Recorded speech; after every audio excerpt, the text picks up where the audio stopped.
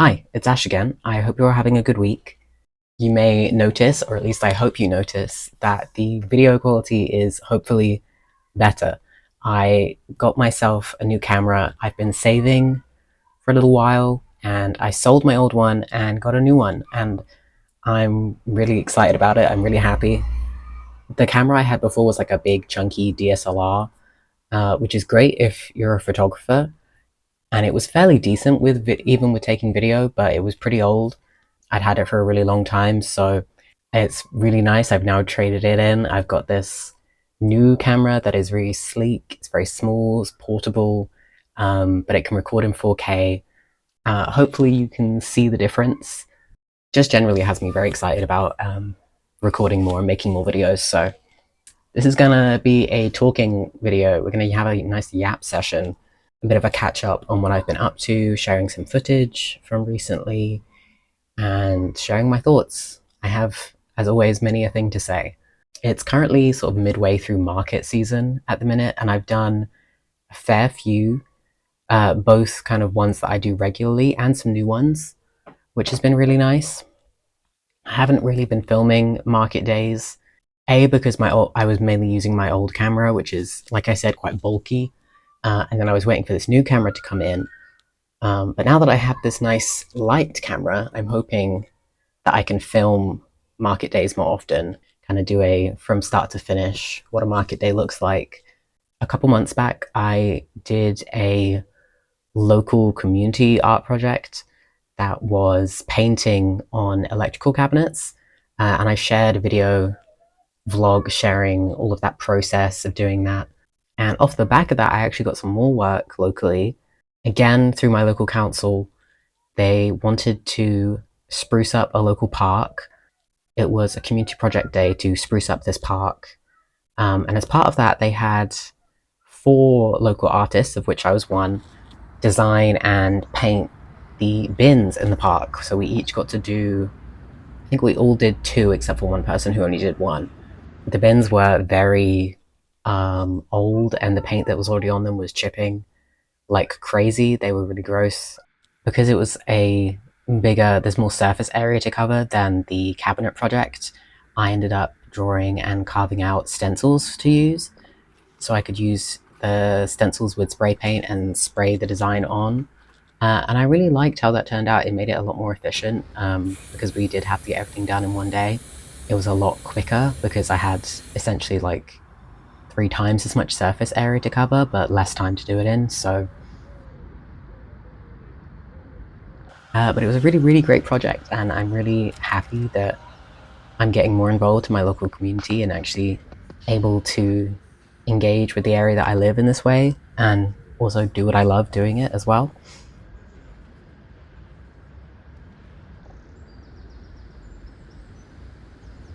I got a new tattoo recently as well. It's not really like big or exciting, but it's exciting for me. This is my second tattoo. I haven't. It's been a long time since I got my first tattoo, and I knew that I wanted more, but I had other priorities, other goals that I was trying to reach, especially financially. I just couldn't justify getting tattoos at the time, and I'm in a bit more of a comfortable place now. Things are kind of settled down. I've made good headway on my other goals, so I got my next tattoo, and I'm so so so happy with it. I'll put some pictures in. I actually got a tattoo ticket for the design from an artist in Australia. She was doing a guest spot in a town near me, and I tried to get an appointment, and I just couldn't. There was too many people trying to get appointments. In the end, I got a tattoo ticket from her, and I took the design to a local artist to get it done. And I'm really glad I did actually, because I really like the artist that I went to, and she has some great flash. So I think I'm going to go back and get more from her soon. I've been creating a lot recently, doing a lot of personal art. My friend group has started playing D&D again, which I'm really happy about because it's been a long time since we've played. We've started a new campaign. Usually I DM, but I kind of wanted to take a break and get a chance to play because I haven't actually played myself in a really long time. So a friend of mine is DMing very graciously, decided to step in and DM for us. We had our first session already. It was really, really fun. And I forget how much D&D is like a creative outlet for me. Something about world building, like collaborative world building like that. It's just so fun, especially because with D&D, you get to kind of focus on like one character and really put all your creative energy into them without worrying too much about the rest, because it's filled in. The rest of the world is filled in by the DM or the other people in your party. As always happens when I play D&D, I ended up drawing a lot, and I've sat and sketched out my new character, which I'm really happy with, and I think I'm going to keep drawing them. I really do love character art and making character art, so it's fun to have that creative outlet and inspiration to get me like excited about making character art again. I've been more in my sketchbook recently, which has been really nice. As I'm planning out my mail club, I've been using my sketchbook a lot to work on ideas and just put initial thoughts down. And it's been really nice getting back into the practice of it. The mail club, speaking of which, is doing very well. We're entering month 5. I think month 5 is announced, and I have all the rewards and everything. And now I am working on month 6, which feels so strange that I'm already 6 months into this project. I remember when I started, I told myself, like, commit to doing 12 months. And if you don't want to keep doing it, that's fine. But at least you have 12 months worth of art to show.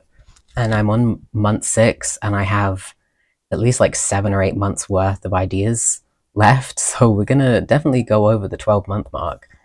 I can see myself doing this for a long time. Having the mail club to work on as like a routine every month has been really good for me creatively. Just having a project that's like recurring, it has a recurring deadline. It's not too strained of a deadline, so I don't feel like constrained by it, but it's tight enough of a deadline that there's pressure to get it done. And it's that perfect middle spot. And it helps that I love the work. I love working on it. The Mail Club is, for those of you who don't know, it's called Sonder Society. And I did a whole video introducing the Mail Club when I first started it and the ideas behind it. But basically, it's a space for me to share my thoughts and philosophies on life and my little life messages, I guess.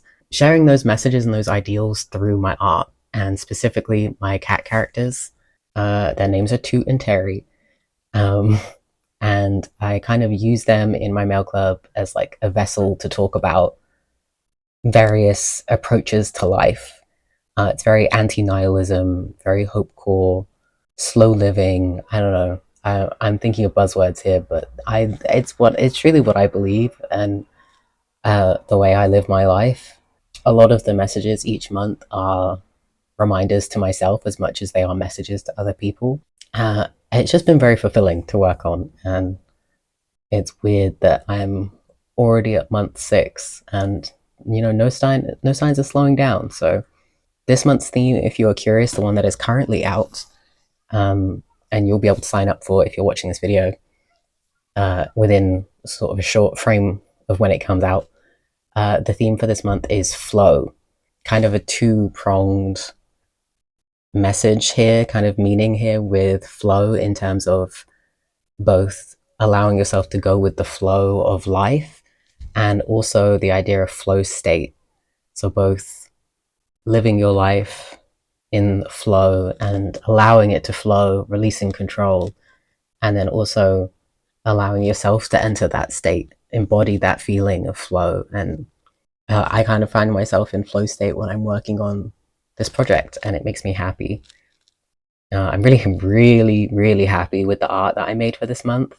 I've had this idea, this sketch of my cat character in like floating down a river. It's kind of like an ode to Ophelia, the famous Ophelia painting. And I have this weird obsession with common water crowfoot. It's like this aquatic river plant, and it kind of flows in the current and has these little white flowers. I love watching videos of it. It's just very peaceful to me. So I included that. And the sticker is sparkly this month. I thought it went with the theme really nicely, and that kind of magical feeling, that tingly feeling of being in flow state. Sparkles just really work. I'm really happy with it. So yeah, if you're currently watching this, you can sign up for my mail club through my website, which is ashmason.co.uk. There on my shop, you can find it as a listing. You can either subscribe and you can receive rewards every single month as a member, and you can cancel whenever you like. Or you can, if you only like that month, you don't want to commit, you can purchase just that month's rewards as a one-time purchase for a slightly higher amount. It's only £1 more, so it's kind of a negligible amount. I just wanted to give people the option. And if you're within the UK, it's free shipping as well. I think probably within this video, I'm going to do some work in my sketchbook for the next month of my mail club, so hopefully there's some footage of that. I've been in this really nice space of working on all of these different creative projects in a way that just feels very natural and nice. I just feel inspired to make something, and then I pick up my tools, whether that's my iPad or my sketchbook, and I just start working. I'm in that flow state, as which is a nice coincidence, and it just feels good and natural, and I don't have to force it, which is great. I mean, ideally, as a creative, you never have to force it, but sometimes, life gets in the way. You just can't find time or motivation, and you kind of have to have a talking with yourself. But right now, I'm just freely making, and it's really, really nice. I started a new section on my website. It's a blog section. Basically, I just want a space where I can yap about what I'm doing.